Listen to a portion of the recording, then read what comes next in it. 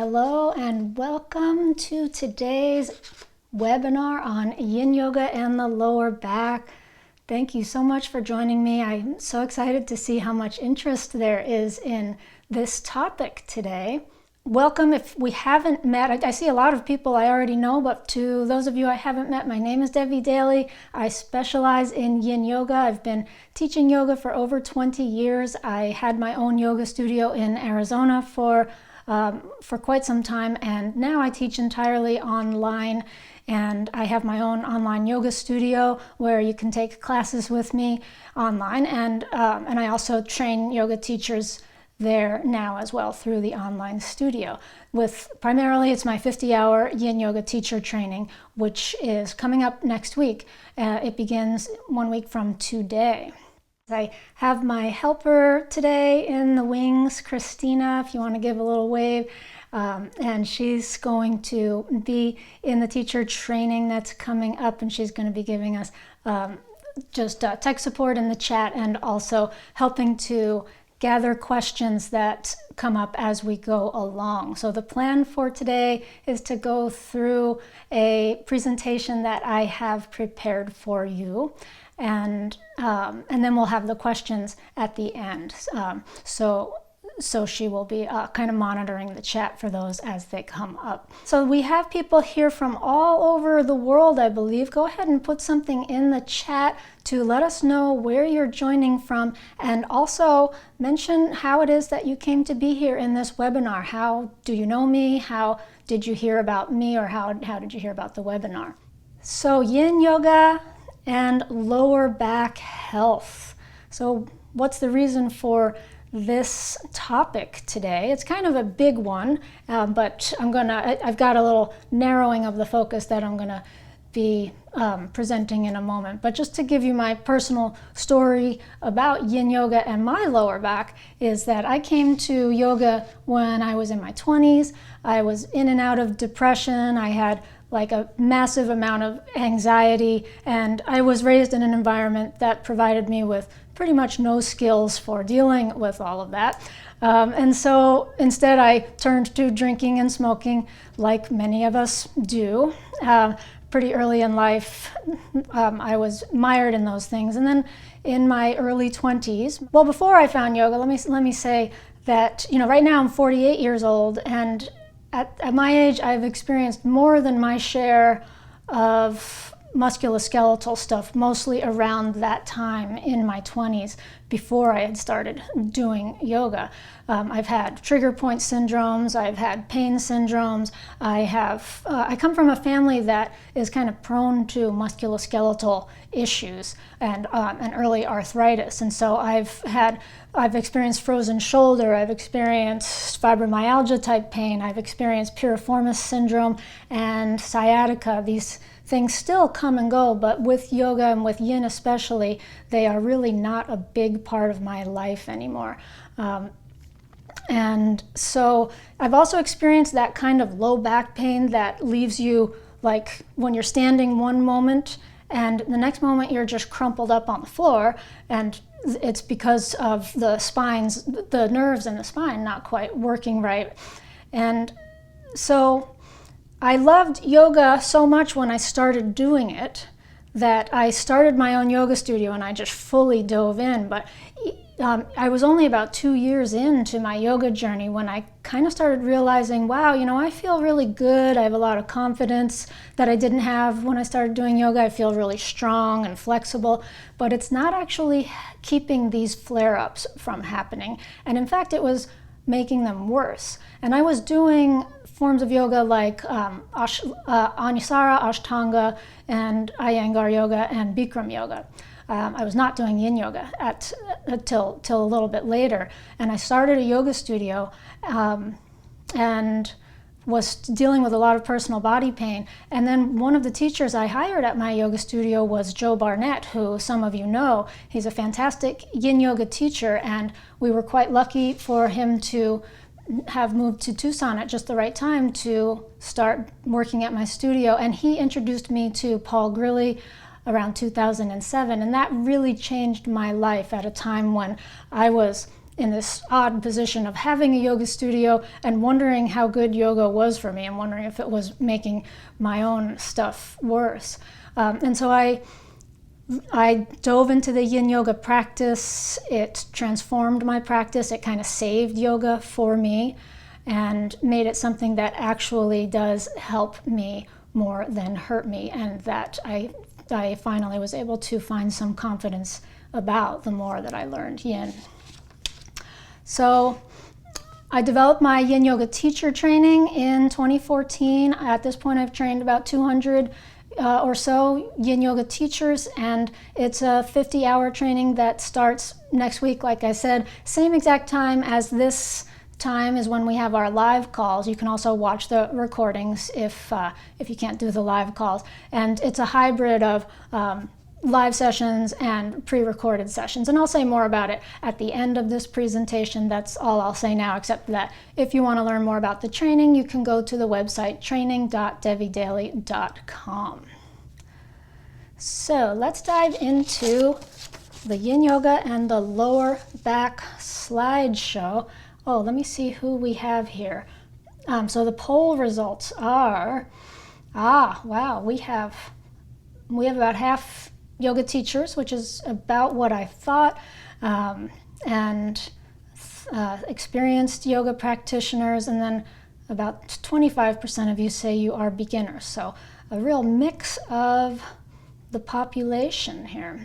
I'm going to end the poll, and thank you all for your chats. There's lots of things in the chat to explore.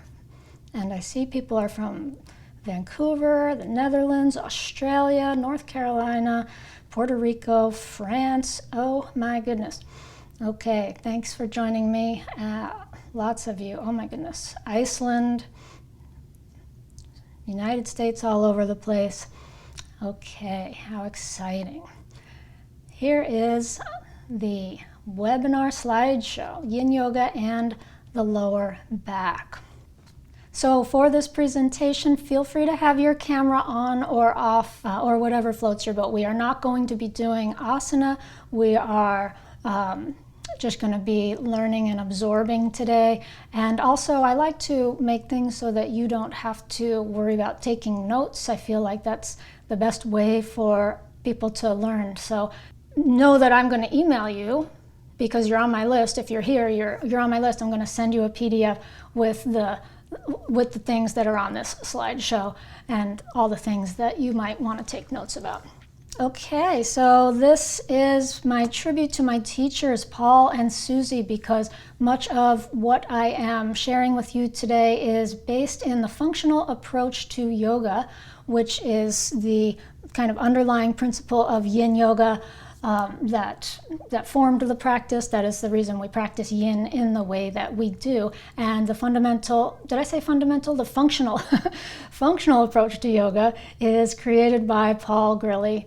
And so thank you to Paul for sharing so much of this with me and helping me to present this material. Paul, in recent years, has been more moving into teaching chakra meditation work, and he has moved away from teaching anatomy, not to say he might not go back to it someday, from teaching anatomy and Yin Yoga, but for now he likes that those of us who have trained a lot with him are teaching our own teacher trainings. All right, fear of the lower back. Let's begin here because I want to kind of give a little bit of a scope for what we are and are not going to be talking about. And we're not going to be talking a lot about lower back pain. I want to start by talking about lower back pain because I kind of want to just kind of get it out of the way, really. And one of the reasons I want to get it out of the way is because when we hear the lower back, we think things like this. This is what I put this into YouTube this morning. I just put lower back. I didn't even put the word pain. And this is some of the thumbnails I get, are these very sort of like, it's almost like going to read the news some days when all it is this one awful thing after another happening. And we mention the words lower back, and we've kind of been conditioned at this point to have all these scary, bad images in our head. Like the lower back is something to be afraid of. And certainly when it's not working right and you can't even stand or sit upright, that's a big problem. It's not something to ignore. But there's also just a huge percentage of people who are not having these painful syndromes where their back doesn't work. And that's more who we are talking about today, where there might be some discomfort in the back that yoga can address, but not when we are having like major medical issues. So we're not really it's not really in the scope of our discussion today to talk about major medical issues of the back. And I'm not a yoga therapist. That's one of the reasons I'm not going there today. And we also only have 1 hour. There's so many wonderful things to talk about when it comes to the lower back. So why are we kind of scared of the lower back? How has it come to be this thing that there's so much fear around? And the first thing is that the lower back is desensitized by design. So that, it's kind of amazing that we are upright beings, and the spine is the thing that makes that possible, and particularly the area around the sacrum and the place where the spine meets the pelvis. And the joints in that area, which we're going to be looking at in more depth soon, they are built very strongly and solidly. And they are also built in a way that we don't feel them much, because if we were to have a lot of sensation every time we took a step or every time we moved our body in one direction or another, it would be just painful to be in this body. And there's a lot of pressure that happens when we lean one way, when we lean another, when we walk. There's so many things happening in the body. We don't feel it because of the design of the body. We don't feel it as much as we feel other parts of the body. And therefore, it's kind of shrouded in a little bit of mystery. And somehow from that, it has come to be that we are conditioned to think that when we do feel anything in this area, that it's bad. We don't really have, as a population, a lot of discernment to what's okay, normal, good sensation in the back and what is not good sensation. So we are conditioned to keep the spine straight, to protect the lower back as if it's super fragile, and have this yoga alignment system that has become popular that really perpetuates this conditioning, that there's a lot of yoga alignment that is kind of obsessed with straight lines. I'm skipping ahead because I want to get right to this. So this is how a lot of yoga alignment wants us to treat our body, is that anything that has a curve is not a good thing. So like these bottom two images are bad ways to do triangle pose. This is not my image. I just grabbed this off of a website or something.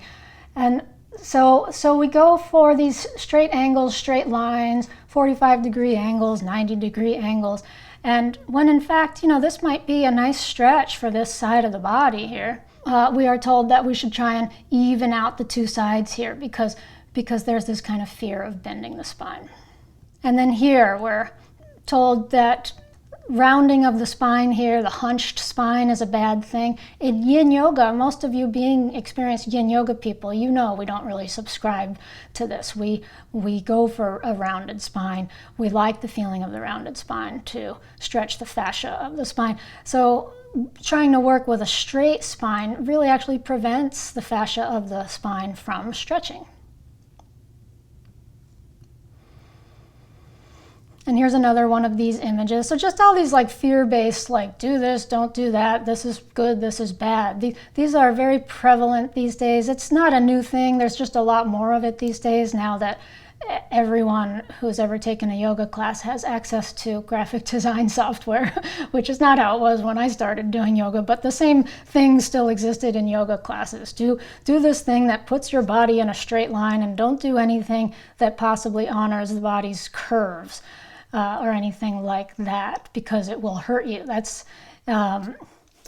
what they say. They say it'll hurt you, and it's not true. So just doing downward dog in these various ways might actually feel really good on certain days to certain people, but we are told not to do it. We're told to try to get everything to be perfectly straight. and have nice angles. So what is this called? When we do yoga in this way, when we teach and learn yoga in this way, looking at these angles, this is called the aesthetic approach to yoga. We are learning to align the body aesthetically. This, no rounded spine, straight spine. So that's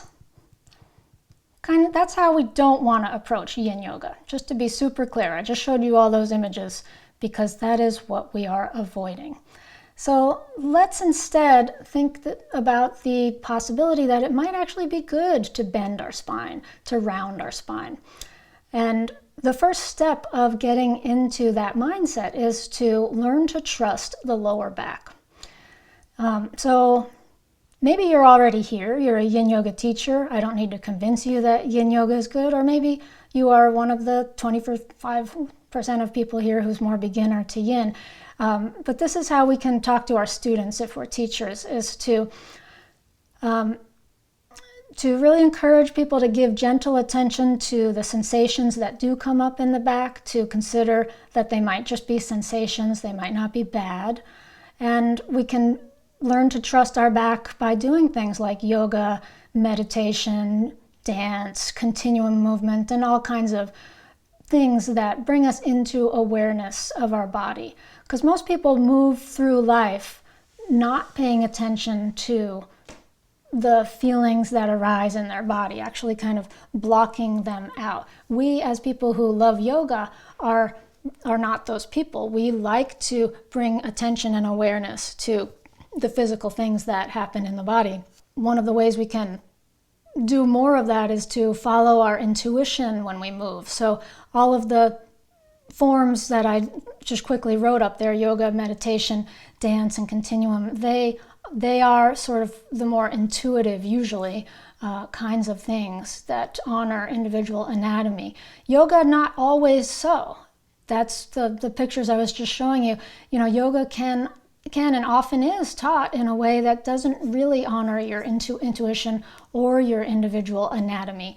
And Yin Yoga is a bit of a standout in that it's really kind of a fundamental thing with Yin Yoga that we do follow our intuition, that we do honor our individual anatomy. And let's look a little bit more at what that means.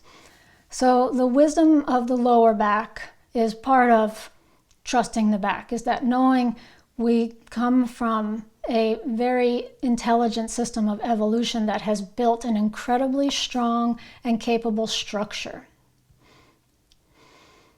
The back has 7 layers of fascia to support its movements. We're going to look at those in a moment. The back responds to stress, to stretching and compression, by growing stronger, by growing more pliable. So we don't need to be afraid to put stress on the spine. It actually kind of craves stress in order to become more alive. And the curves of the spine are designed to be mobile. The spine is not built to be a rigid structure that doesn't move. It's designed to be like something that blows in the wind or that moves through life. And these are the curves of the spine. So we have 4 main curves in the spine.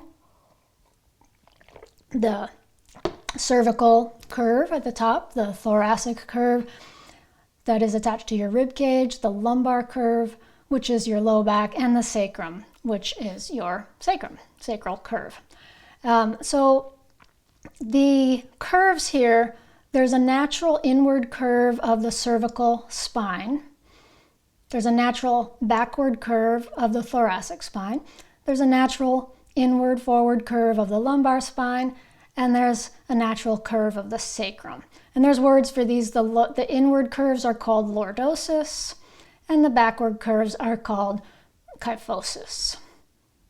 Now, when these are considered to be too much, then we use the words hyper, or when they're not enough, we use the word hypo. So you might sometimes hear hyperlordosis, hyperkyphosis, etc.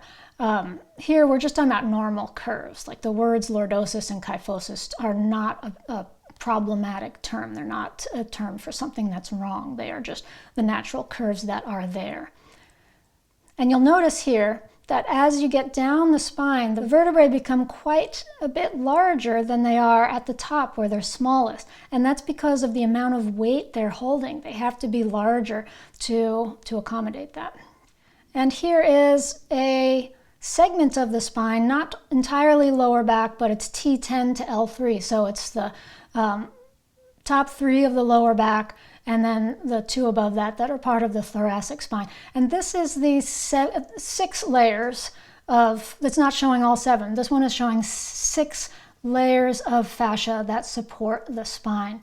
And we have in the front of the spine, so this is the front of the spine is what we're looking at here on the left. The anterior longitudinal ligament.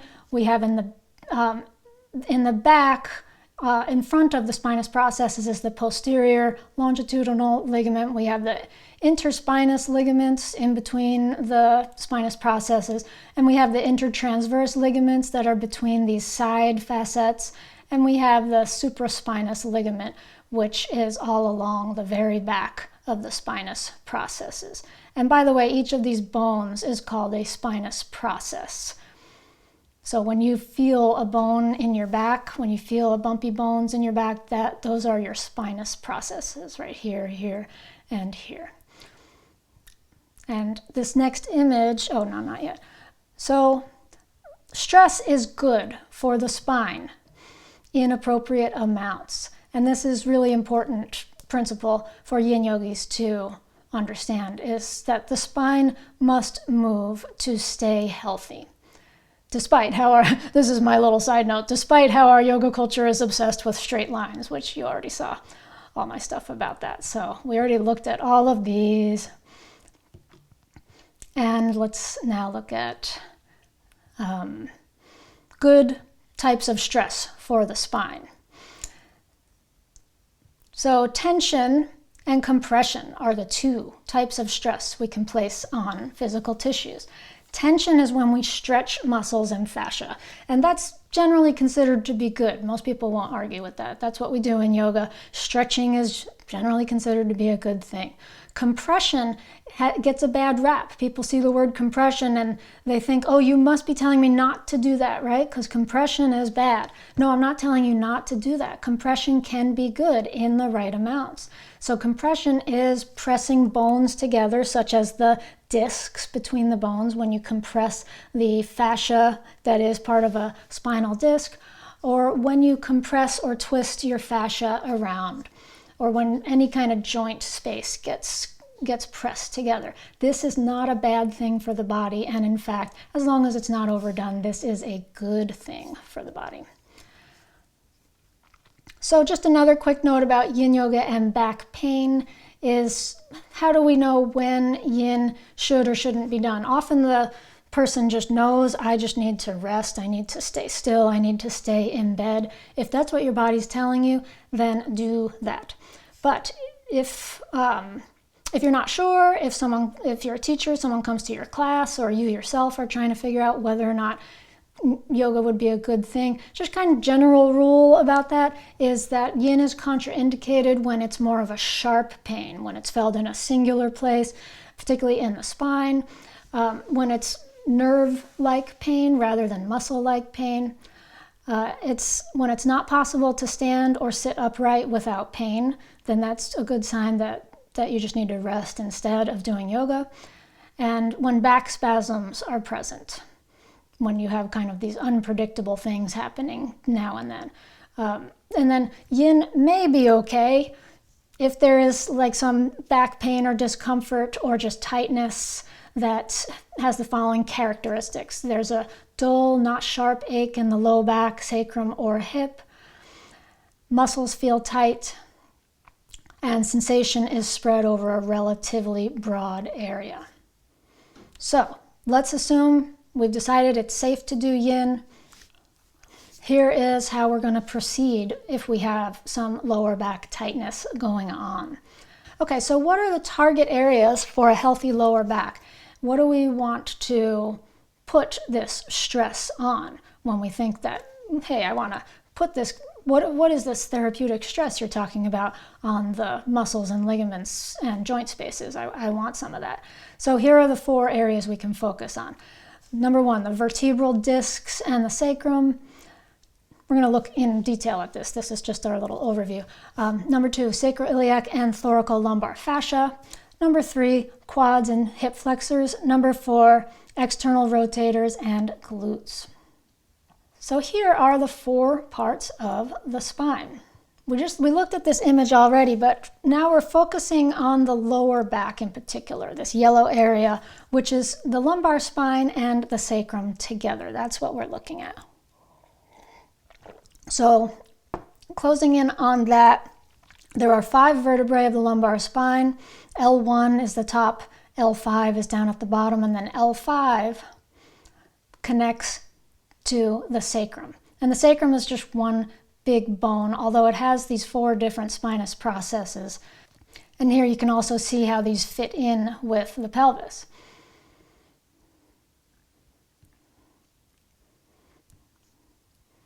And this is just a little clearer view of the spinous processes of the lower back. And what's interesting to consider is these spaces between the spinous processes. When we look at the lumbar spine here, we have the most spaces here, and we also have the most spaces between these side bones, these transverse processes.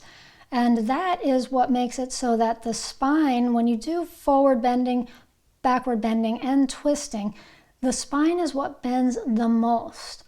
Because when we look at this image, the ribs are connected to the thoracic spine here.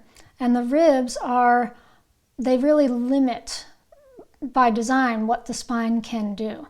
And so a lot of our movement is, well, it's also in the neck, but when we're talking about the trunk and the lower back, the spine is really what's doing a lot of our yoga poses that involve bending the spine in various directions, such as this one. So you can see where this bend is in the lower back. This is not a yoga pose, obviously. This is a circus pose that most of us are never going to do, but in any case, people who have extreme flexibility, often they have it in one particular place. And we can let our imaginations run wild about what's going on in her bones here, like maybe some huge space or an entirely missing spinous process or 2, or whatever it is, we don't know. Okay, so this is another one of our target areas in the bone realm, is the 3 bones that make up the pelvis. And we're looking at the back of a pelvis here. So this is the sacrum and the 2 hip bones on either side, or what are called ilium bones, or ilia. And the sacrum just fits right in between. And this, we're going to be looking at some images with the fascia laid in a moment.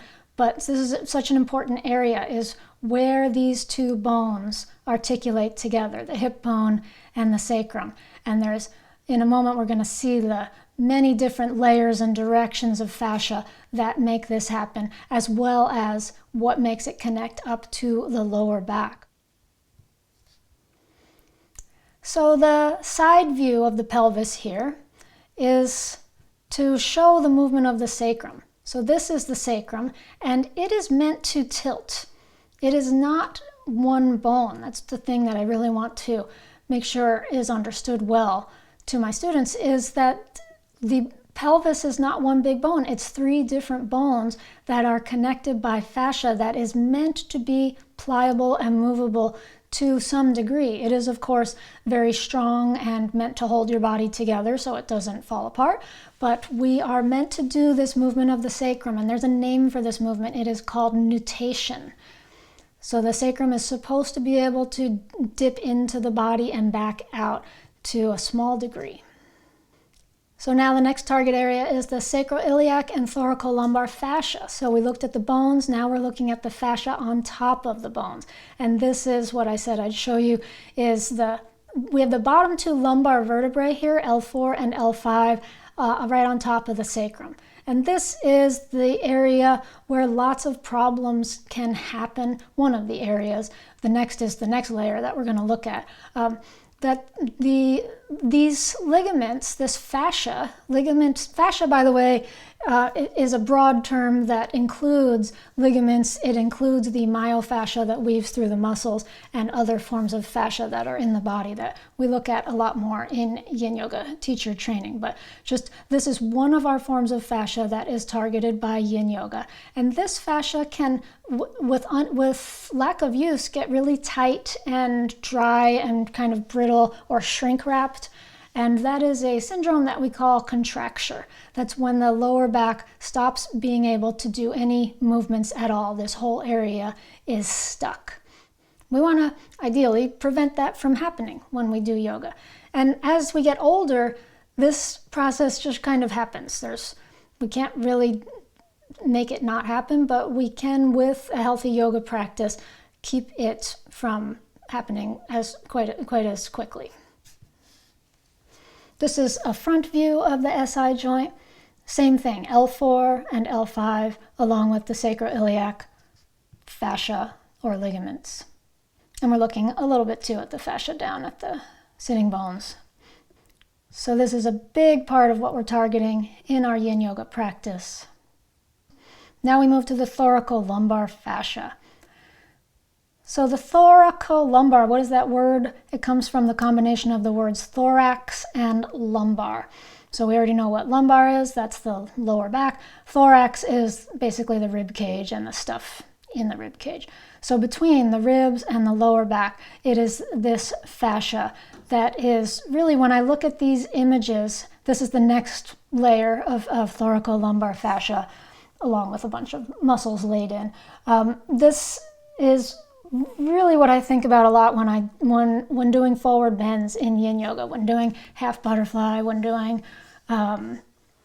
caterpillar pose, any of our seated forward bends, because we just feel this beautiful broad sensation, and it's one of the things we love so much. And it's because this fascia it kind of weaves around through so many different other tissues, but it really kind of centers in this area of the sacrum and around it and the lower back. A lot of our Yin Yoga poses are very specifically targeted for this area because there is so much fascia. We are looking at this outer layer of fascia. Before that, we looked at this under layer of fascia, and then under that is these two layers of the SI joint. So it's a massively fascia-laden area. It's one of the reasons we don't feel it much, like I was saying earlier. So, okay, let's move on to our next target area, the quads and hip flexors. We have to keep the quads and hip flexors pliable in order to keep the pelvis mobile. And the glutes and the external rotator. So here we just see the outer gluteus maximus, and now we can see what's underneath it. If you cut your butt muscle away, basically you get this incredible collection of small muscles, one of them being the piriformis, which is this one right here, that is the one that can be a cause of a lot of people's back pain that is related to the sciatic nerve. Okay, so we have just looked at these 4 different areas, the vertebral discs and the sacrum, the sacroiliac and thoracolumbar fascia, the quads and hip flexors, and the external rotators and glutes. And so let's look at some poses that we're going to assemble a practice. That's kind of where we're headed here. We're assembling a Yin Yoga practice that's going to put some of these poses together. So if we want to stimulate the discs of the spine, if we want to compress them together in a therapeutic way and stimulate the fascia along the spine, those 6 or 7 layers of fascia, we can do spinal twists. And these are some of our spinal twisting variations. And these are some of our forward bending variations that are going to target the thoracolumbar fascia and the spine and the hamstrings. So we have 2 legs caterpillar pose, we have child's pose, and we have a bunch of different ways to do half butterfly pose. And we have back bends in all kinds of back bends, but we're going to pick a couple of them to work on here. The saddle pose, the seal pose, and the sphinx pose, which are closely related.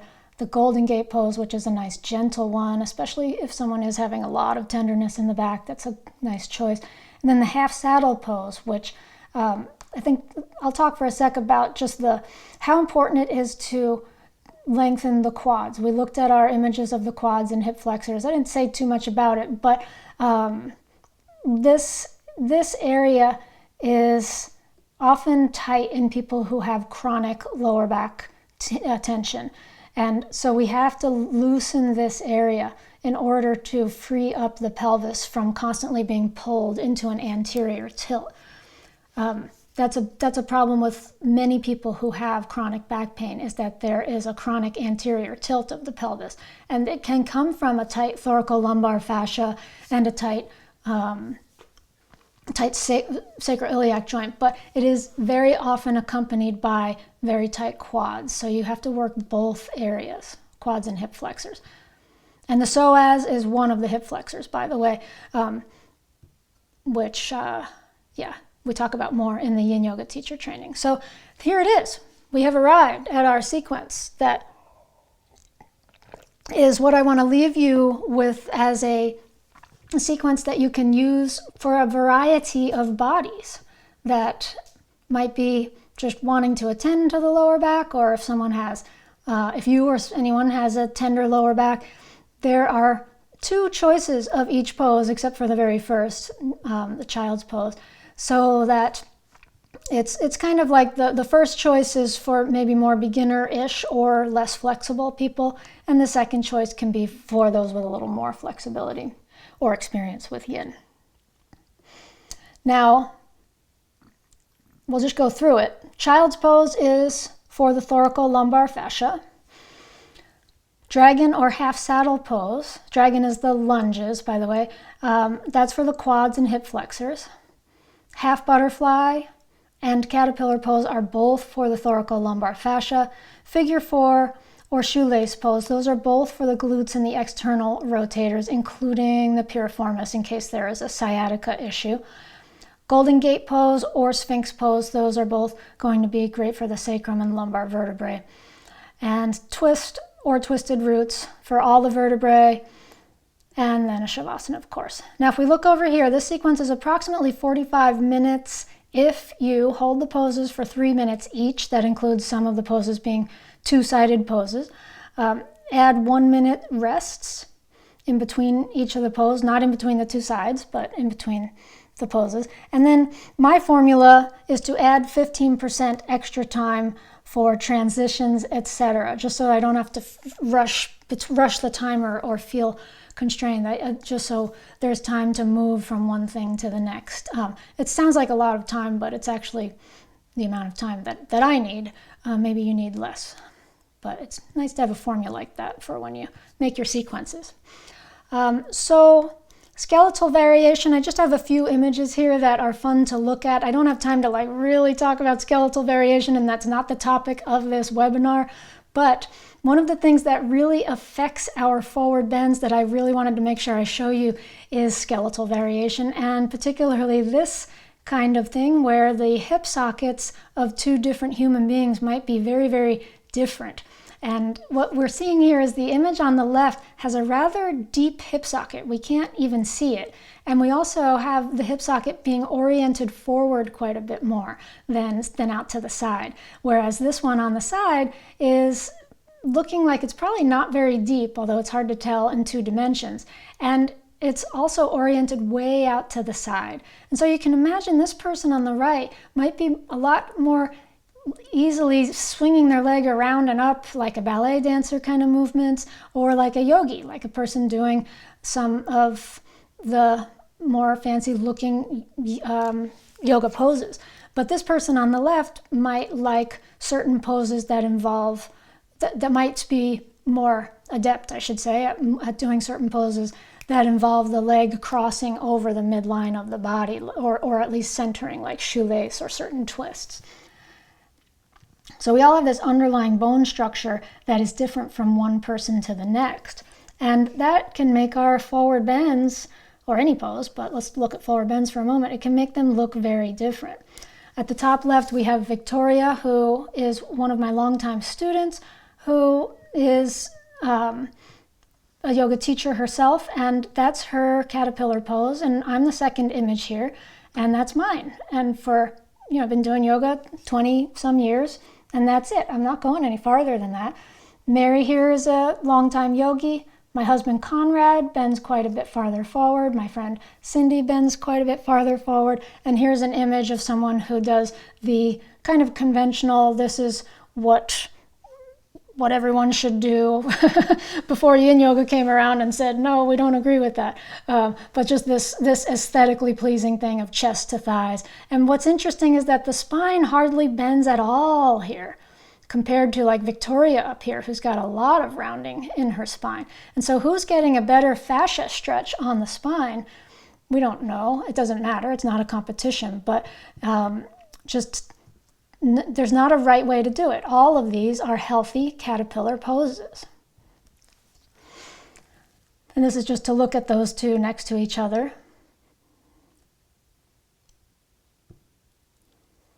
And so if someone has this kind of forward bend, like, maybe they're not trying to show off, that's just the structure of their hips. Their chest falls on their legs, they're like, gosh, I don't even feel much, or it's mostly a leg stretch. If they want to feel it more in the spine, what they can do is put a bolster here and back themselves up to get more in the spine. A lot of my more bendy yin yogi students like to do that, because I want to get through this. And this is a yin yogi named Sebastian, who I did yin yoga teacher training with. He's a wonderful teacher. And this is his, even though he can do the chest to thighs thing easily, he chooses sometimes to do it like this with a very rounded spine. And this is achieved by, you can actually take your hands and scoop them underneath your sitting bones and scoop your sitting bones towards your knees to shorten your hamstrings, and then see how that feels. It might be quite a new sensation, because we're often told to do the opposite thing, right? To take the hands and pull the sitting bones back to lengthen the back of the thighs. But in yin, we are for someone who has that kind of flexibility, it might be an interesting thing to try. Since saddle is, and I am going to talk about saddle variations for a sec, because saddle's in that sequence, is just if saddle is inaccessible, I really like to share all the different ways to do saddle with people. Those of you who've been in my teacher training know this about me, and if you've been in my in-person classes, you can prop the max out of it, and especially this version with the 2 blocks and a bolster. So I can get almost anyone into saddle. They don't always like it, and I don't pressure them, but there's this variation, there's hardly anyone this doesn't work for. 2 blocks under the seat, and then leaning back on a bed or a sofa or a piece of furniture. And this can be a really profound sensation for people who don't often, if they have knee issues, where like anything that stretches this area feels really uncomfortable to them. People who are in that condition, or if they have a lot of serious back tension, they might be really resistant to this range of motion, but it's also kind of the range of motion they need the most in a lot of cases. Yeah, back bending, arm length in Sphinx pose can be quite a thing. This is a seal pose, actually, and this is my friend Dan down below. He's got incredibly long arms, and this is me up top, of course, and just looking at how can you tell someone where their hands should be in Sphinx pose when we have things like this going on with almost the same exact curve of the back, and his hands are a couple of feet in front of him and mine are almost underneath me. As you can imagine from this picture, I don't really love doing Sphinx pose very much, because my arms are so short. If I go down on my elbows, I'm really not getting much of anything. So I like to do it with blocks under my elbows, or I just really kind of like seal, because seal is just, with the shortness of my arms, it's not as intense for me as it is for other people like Dan, who has long arms. You can imagine if he were to walk these arms in, and like how much of a back bend that would be. I actually had him do it. I didn't share the picture here, but he can't even do it with his hips on the ground. Like his thighs come way off the ground. So that's the end of our presentation, and Just want to, before we get into Q&A, just want to let you know a little more about the Yin Yoga teacher training. So it starts next week. It's a Yoga Alliance certified course where you get continuing ed credits if you're a yoga teacher. I am a YASEP certified teacher, and it's 50 hours. It goes over a 4-week period, and it's 100% online. And if you're interested in seeing reviews from Yoga Alliance teachers, there's a bunch of them on my Yoga Alliance profile page for the course. They're all 5-star reviews. And so this is what you get for the training. 5 live calls and recordings, 18 video practices that are where you're actually on your mat following along. So 4 to 5 practices per week. Oh, here it says 18 video practices twice. The thing that's missing is your textbook. You get an 82-page textbook that I have written. It's my book that's only available as part of this training, The Art of Teaching Yin Yoga. We have 60 learning modules, which are shorter videos, 5 to 20 minutes apiece. And you get a Yin teaching certificate, even if you're not already a yoga teacher. There are a lot of non-yoga teachers who take this. You still get this 50-hour certificate for teaching Yin Yoga. So you get lifetime access to the training materials, and you can find this info all at training.devidaly.com. And you can go to the website to find out the FAQs. The overall time commitment is about 10 hours a week. And you can preview the curriculum. Here's just one of the week 1 curriculum, so you can kind of peek at it. We have the 4 practices here, Yin Yoga and Yang Yoga. And then we have the topics of the videos that are 5 to 20 minutes long. And then you have an assignment for the first week, which is to make an audio recording of yourself reading a script of a Yin Yoga class being taught. And here is some graduates who I know some of you are here. Hello, graduates. Here's some of their testimonials, training.devidaly.com. So check it out and let me know if you have any questions about it. Oh, and there is a promo code for this, YinFriend20, 20% off if you do it by this weekend. So that's for those of you who are doing this webinar, YinFriend20. All right, so that's the presentation, and I am ready to unmute Christina and launch into some questions. Okay, I hear you now. Okay, cool. I apologize if you can hear somebody blowing leaves outside. It's like always time to bring out the leaf blower in Florida. But let's see. So, oh, great. We have a question from Sparkle. Can you use this with AFA CEUs? So that's like the fitness organization. Do these CEUs count towards an AFA renewal? I don't think that they do. I'm not familiar with that. Yeah, that's a great question, Sparkle. I used to have AFA. I wonder if we can look into that. Yeah, let's look into that. Yeah. Oh, and then we have a question from Sylvia. Do we have practice every day, and for how long? Practice for the teacher training is you get 4 video practices per week, and they range in length from 30 minutes to 85 is the longest one. They mostly hover around 1 hour. Okay, great. And that's 4 times a week. Yes. Nice. We have a question from Rose. Can we take longer than 4 weeks to complete the training if necessary? Yes. So the way that I do it is I allow you 6 months after the last live session, which is April something, 12th. I can't remember exactly, whatever that 4th Tuesday is, the 5th Tuesday. And yeah, so you have that amount of time. I do encourage people to go for the 30 days because otherwise it kind of lingers and becomes, yeah, I encourage people to try and do it in the 30 days and then to start teaching if you're not already teaching as soon as you can while the info is fresh, because that's kind of the best way to integrate the material is to actually start teaching it. Yeah. Nobody needs any more unfinished trainings hanging around. And then we have another question from Sylvia. Is there a final exam?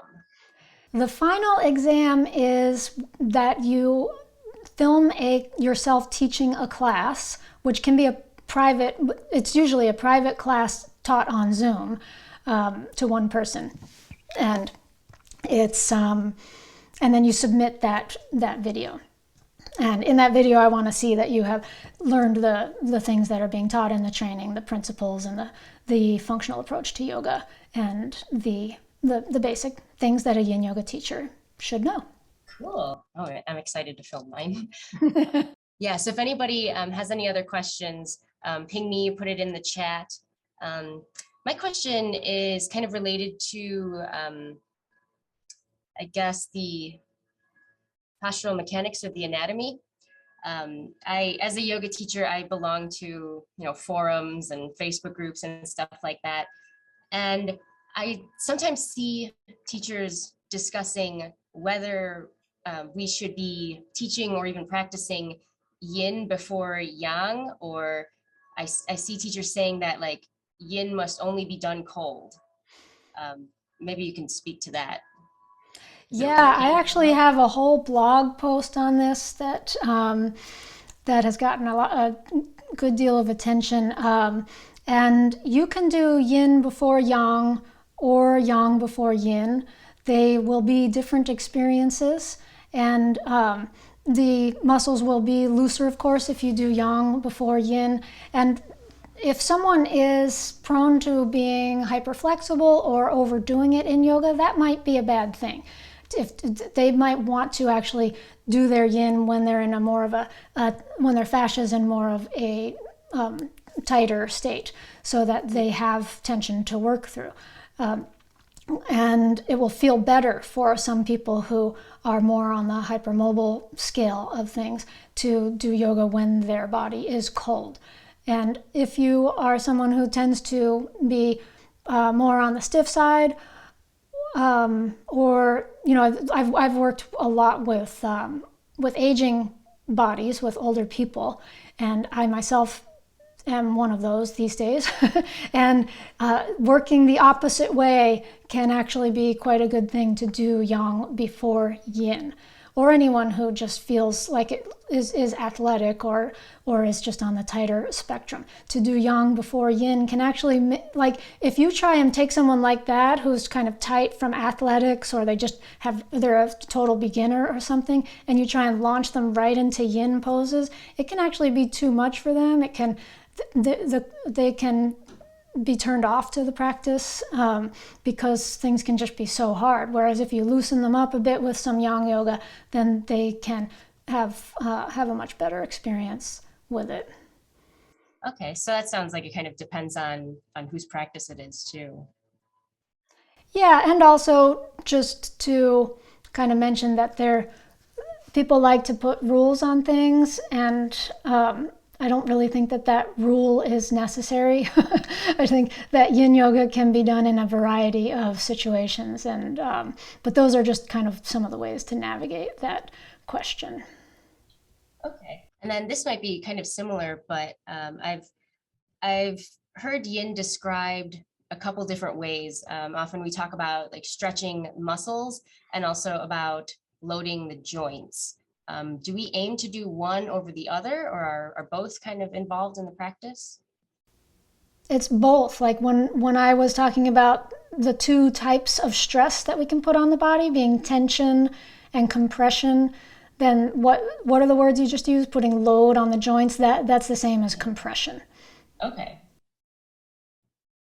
Cool. And then Millicent asks, what is this cool background? This is what happens when you light up all 7 chakras.